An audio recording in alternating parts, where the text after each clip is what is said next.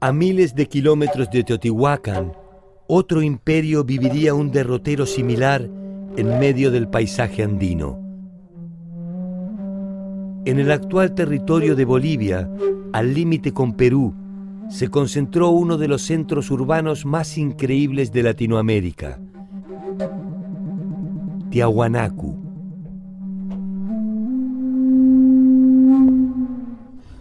La ciudad, que fue símbolo de poder y religiosidad por más de un milenio, fue habitada por entre 20.000 y 40.000 habitantes.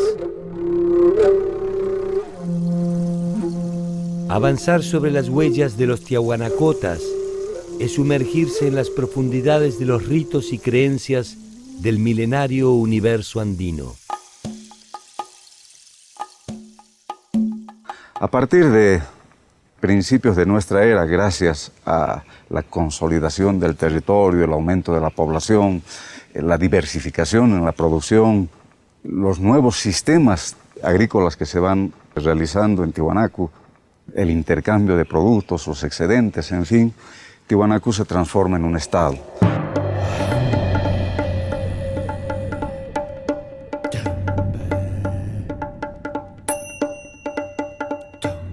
Este periodo clásico, que es el esplendoroso de Tiahuanacu, va a perdurar hasta aproximadamente el año 700 después de Cristo.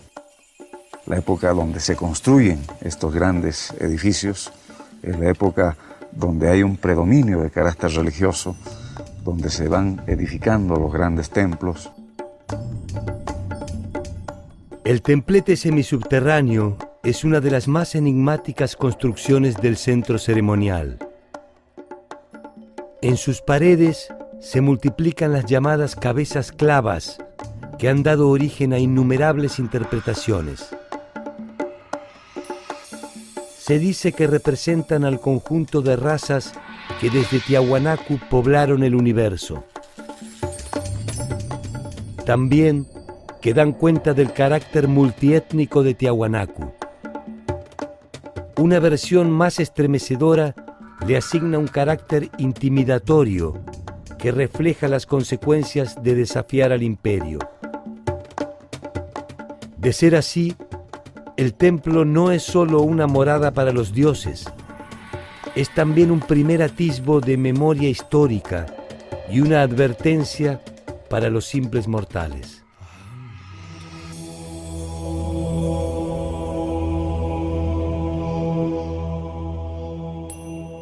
Hacia el 700, Tiahuanacu se va transformando en un estado militarista, expansionista, y vamos a tener este otro tercer periodo al que llamamos el expansivo, al que llamamos el periodo imperial, que va a durar aproximadamente hasta el año 1150, 1200, cuando se da el colapso de esta cultura.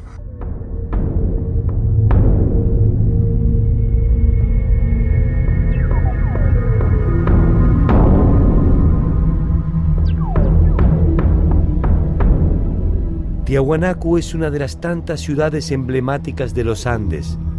Como tantas otras, también fue abandonada. Sin embargo, el proceso de concentración de poder que inauguraron estos imperios fue el modelo que se impuso en el desarrollo del resto de las ciudades de Latinoamérica.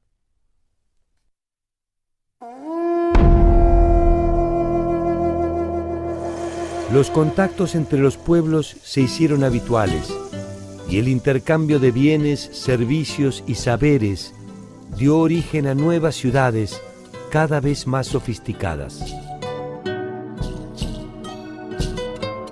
Allí donde existía ansia de poder, habría una nueva ciudad y con ellas nuevas complejidades, demandas crecientes, innovación tecnológica y expansión territorial en busca de nuevas tierras aptas para el cultivo. El intercambio y el mercado se consolidaron como ámbitos de interacción. Los pueblos tributarios se multiplicaron y la porfía hegemónica se tradujo en conflictos armados y estrategias de sometimiento.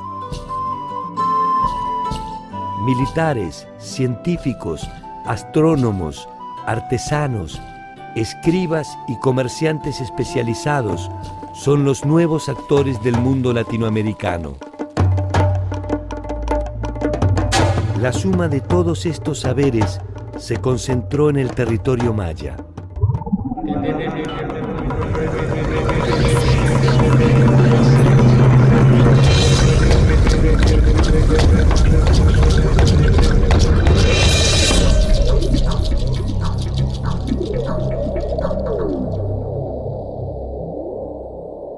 Hacia 600 antes de nuestra era, en la zona central del Petén guatemalteco, surgieron ciudades como Mirador y Nagbe. Prácticamente ahí fue el crisol de la cultura maya del periodo clásico. Desde ahí, esta cultura irradió por este vasto territorio, dando desarrollos regionales, locales, que de alguna manera conforman este mosaico cultural del área maya. Durante el periodo clásico, que va del año más o menos 300 al año 900 después de Cristo, los mayas hicieron sus máximas aportaciones en el sentido de los conocimientos de los movimientos de los astros, en el manejo de los calendarios, en el registro del tiempo de la manera más compleja y en el desarrollo de su escritura.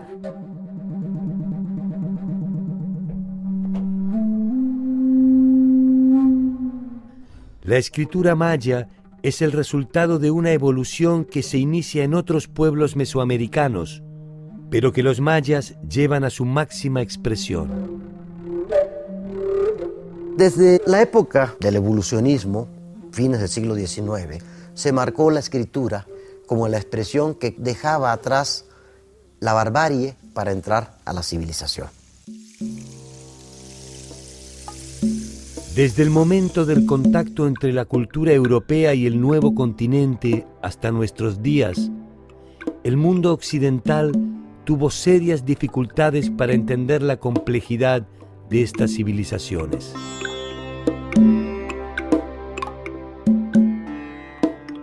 No puede decirse que no los maravilló, pero la urgencia de la conquista estableció algunos preconceptos sobre la evolución de los pueblos originarios y los condenó durante mucho tiempo a una visión restringida de sus múltiples saberes. Resulta que en Mesoamérica no se usaron metales duros, pero sí había escritura. Entonces esto vino a romper estas ideas del evolucionismo unilineal, de que todos los pueblos tenían que pasar por los mismos pasos que había pasado el mundo occidental para ser. Y América vino a demostrar que no era cierto, que el evolucionismo no es unilineal, sino es multilineal, y que justamente la escritura mesoamericana era el mejor ejemplo de cómo se podía llegar a la civilización sin tener metales.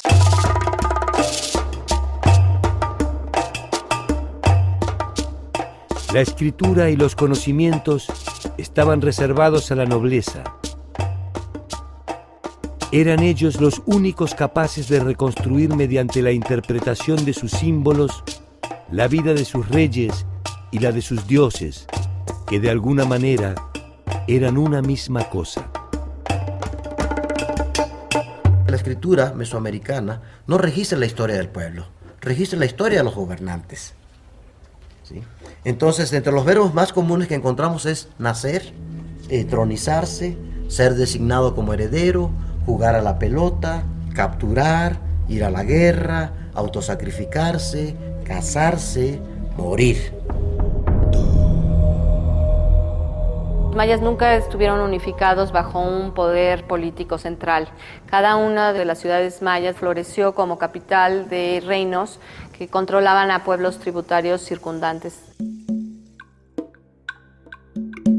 La dinámica de las relaciones entre las distintas ciudades se formalizaba mediante alianzas matrimoniales o enfrentamientos armados que tenían como resultado nuevos escenarios políticos.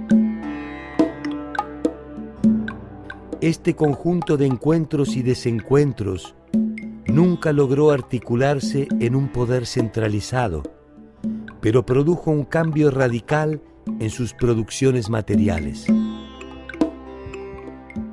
Los objetos abandonaron su condición exclusivamente ritual o ceremonial para convertirse en incipientes producciones de carácter artístico.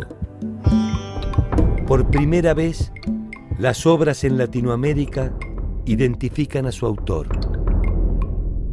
Como ninguno de estos pueblos llegó a tener suficiente poder para conquistar a todos los demás, cada uno de los linajes que gobernaban a estos reinos trató de ostentar su poder a través de financiamiento, de especialización artesanal. Entonces estos reyes se convirtieron en mecenas, compitieron con sus rivales para demostrar quién había logrado alcanzar los más altos grados de complejidad frente a sus adversarios.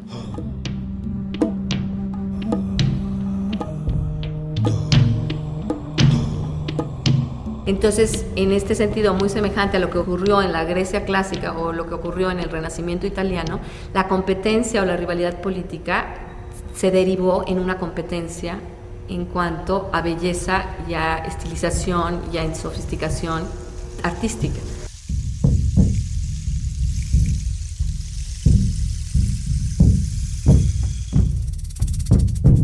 La civilización maya persiguió vorazmente el conocimiento y como premio alcanzó el más alto grado de saber que conociera una sociedad latinoamericana antes de la invasión europea.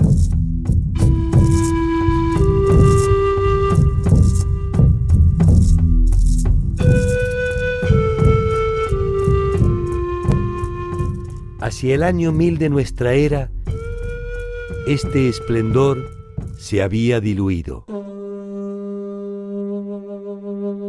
Muchas de las ciudades emblemáticas fueron abandonadas aparentemente sin razón, y la sinrazón prevaleció sobre otras formas de pensamiento. Chichén Itzá y Mayapán intentarán consolidar la diáspora de los pueblos mayas mediante estrategias hegemónicas.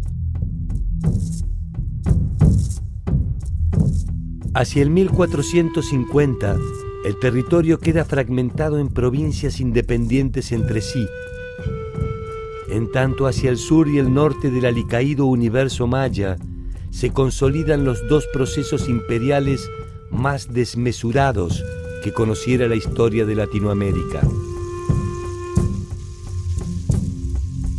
Es tiempo de cambios.